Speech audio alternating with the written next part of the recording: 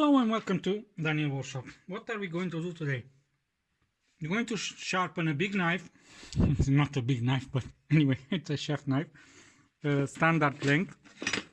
I think it's 20 centimeter. Yeah, 20 centimeter blade with small stones. 16 centimeters. Let's say, for example, you go to a garage sale or to a flea market, okay, and you see there, for example, some small stones, and you are wondering if you can sharpen your knife on a small stone. This is 16 centimeters. The standard Japanese ones are 21 centimeters, and the Chinese ones, let me find the Chinese. Now I don't have a Chinese on my hand. I have. And the Chinese ones are 18 centimeters. A little longer. Yeah. Okay. I mean, I'm doing this video because I was talking with somebody and he said, "Oh, I have such small stones and I can't sharpen on small stone." I said, "Why?" "Because they are small." So I said, "Yeah, but what's the problem?" He says, "I don't know, I never tried it." "Okay, so you never tried to sharpen on a small stone." "Yeah, but can it be done?" "Yeah, of course, no problem. You can do it." So this we are going to do today. We're going to sharpen on this 1000 grit stone. I don't know the manufacturer of this stone. I got it to test from a supplier. But when he told me the price, I said, no, it's too expensive. I can't buy it. Because I'm a reseller of stones, so I buy and sell. And he said, "Okay, keep it. I don't want it back." I say, "Okay, thank you." So this is a 1000 grit. I don't know the manufacturer.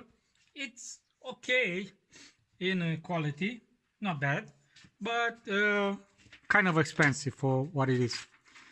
So we're going to sharpen a knife. It cuts, but see here at the tip, it just breaks the paper. So like I said, you're going to swap it to a flea market and you buy yourself some small stones. So let's see if we can sharpen on these small stones. Because this is a cheap royalty line, Switzerland, quality and precision, yeah right, Chinese made stone knife. We're going to sharpen it to about 25 to 30 degrees. And I looked through my stuff and I found a piece of wood which is kind of broken, and it's about 28 30 degrees. Okay, and I'm going to use this just to see more or less where I have to put my finger on under the knife to have about 30 degrees. So that's my reference. Yeah. Okay, so before I start, I just put my finger under the knife, okay, like that, and I hold it with this hand, and with this hand I'm just keeping the blade to touch the stone.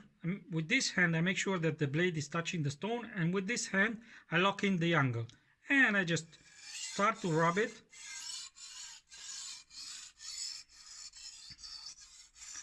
Making sure that I have more or less, of course, the same angle, and with this hand to make sure that the knife makes contact with the stone all the time.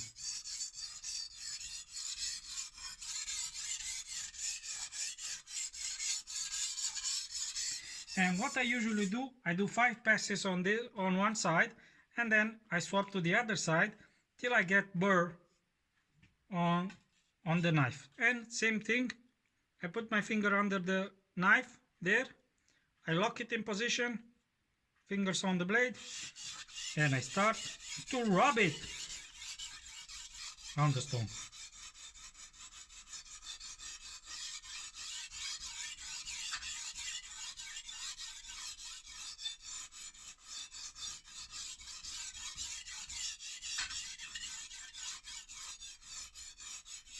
on a knife which is like this one that I show you in my previous movie, I do about 15 to 20 degrees sharpening, because this is a precision knife and this is a cheap knife, which also the blade will not keep the edge that good. So what I tend to do is, for this one, I tend to do an angle like that on a blade, and for this one I tend to do something like that. So I have a little meat behind the edge of the knife, and then hopefully the blade will stay sharp longer. So we'll be doing the same procedure. Finger under the blade, lock it in position, fingers on the blade, and start to go back and forward.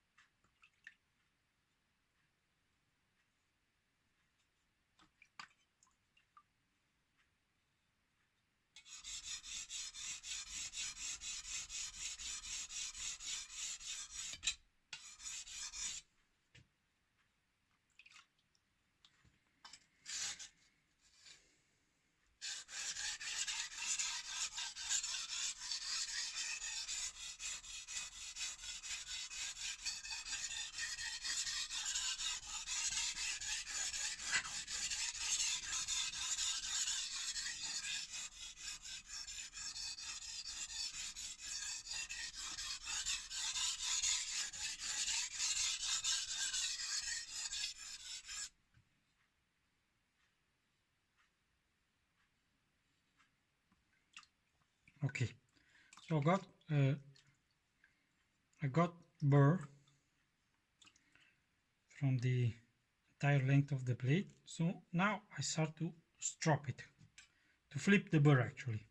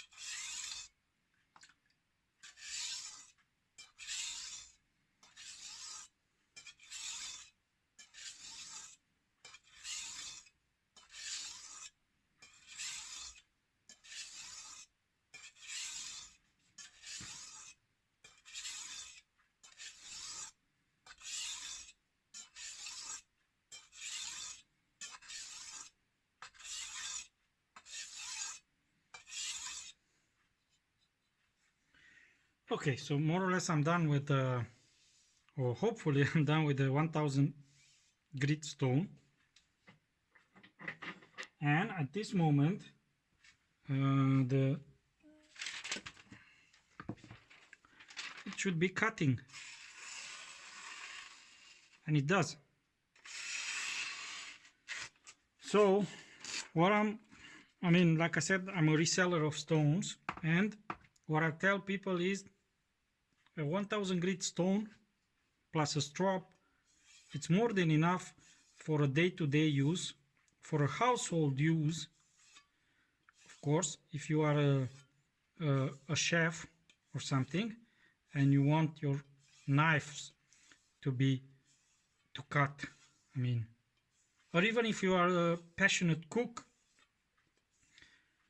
then you need a higher grit stone for finishing, just for finishing, because for sharpening you need a 1000 grit stone. I mean, it cuts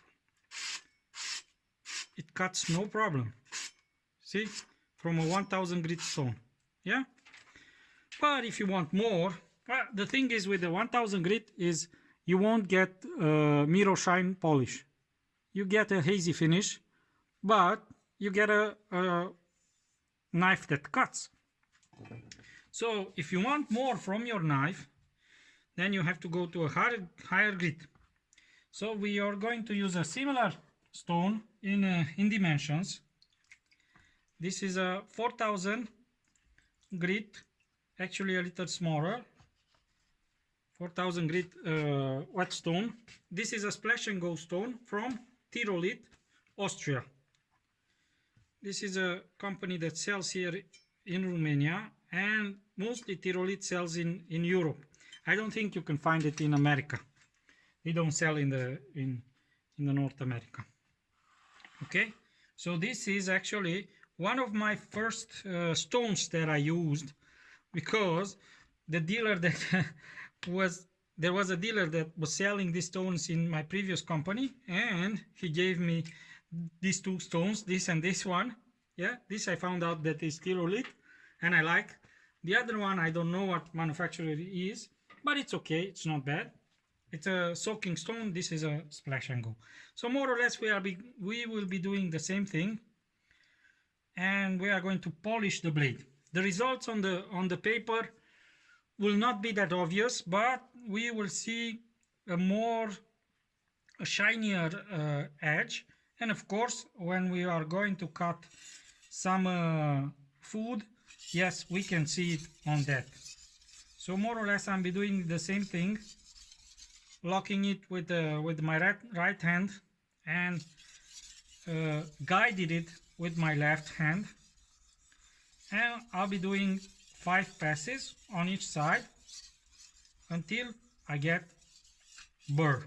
Okay, same thing, finger under the blade before I start, lock it in position, and then go.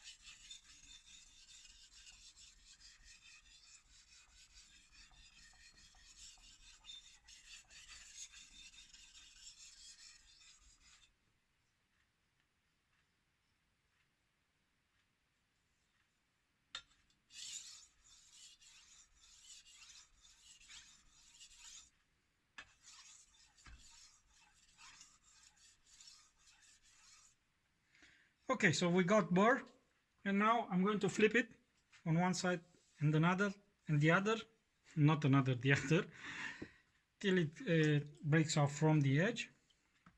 We won't be seeing spectacular results on the paper, but if you are a chef or if you are a cook, you will see the difference on the food you cut. You will see difference.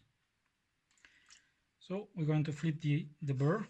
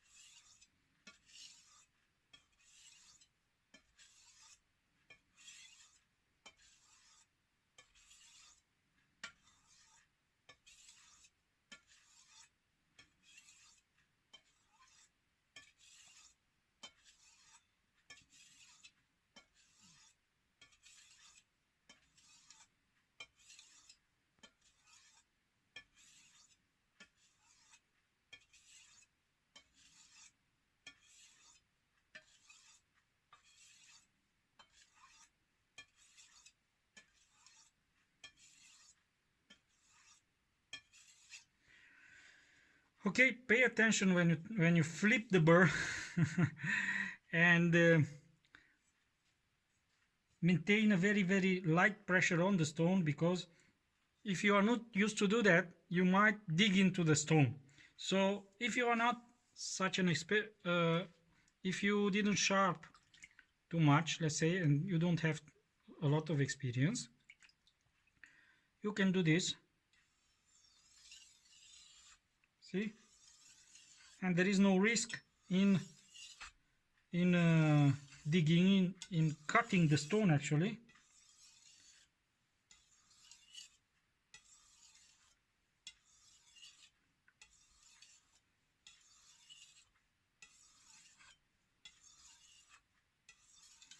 And more or less you're doing the same thing, you're flipping the burr. So now, without stropping, it should cut almost the same as before.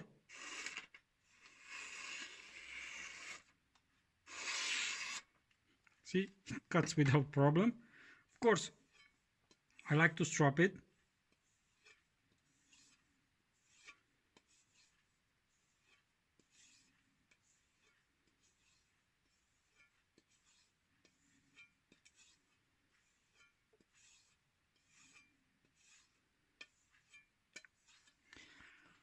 I've discovered, and I saw that the strop gives it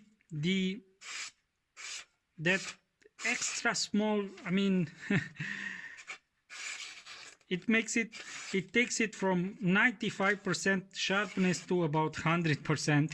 Oh, I was not doing it on camera.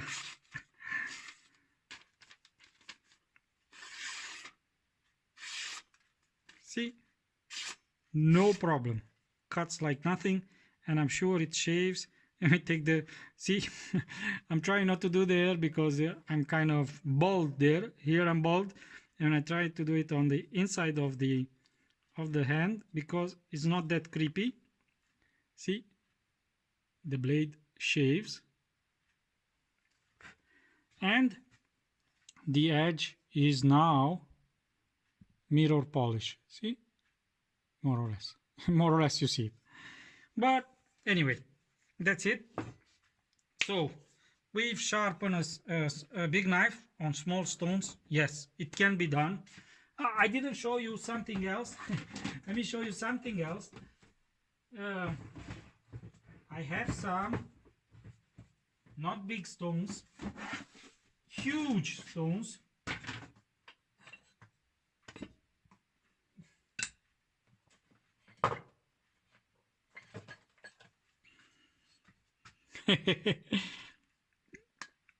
This is from Misarka, from Zicche, the same company that makes Misarka, and this is the Arcando series compared with the Sharpen.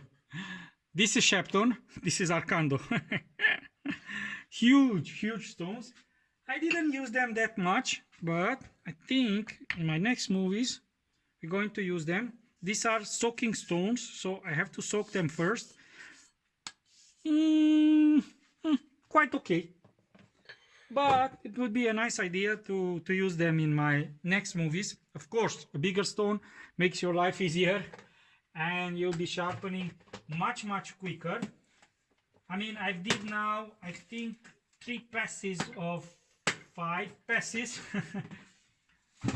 3 times 5 passes on each side, and with this big stone I think